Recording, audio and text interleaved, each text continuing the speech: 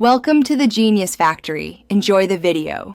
In this video, I will explain how to make vegetable stock with stock cubes. First, select a good quality vegetable stock cube, as this forms the base of your flavor. Next, measure out about 500 milliliters of water for each cube you plan to use. Pour the water into a medium-sized saucepan. This simple preparation ensures a flavorful foundation for your cooking. Once your water is in the saucepan, bring it to a gentle boil over medium heat. Carefully add your chosen stock cubes to the hot water. Stir continuously with a spoon or whisk until the cubes are completely dissolved.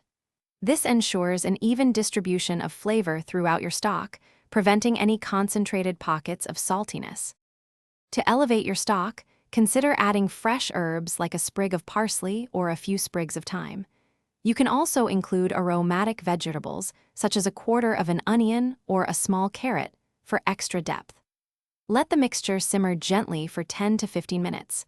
This allows the additional ingredients to infuse their flavors, creating a richer stock. After simmering, remove any added solids and let your vegetable stock cool completely to room temperature. Once cooled, transfer it to airtight containers. You can store this homemade stock in the refrigerator for up to 5 days or freeze it for longer use. Remember to check the description for a link to those fantastic leak-proof containers and other great deals to help with your meal prep. Thanks for watching. If you found this helpful, don't forget to like and subscribe.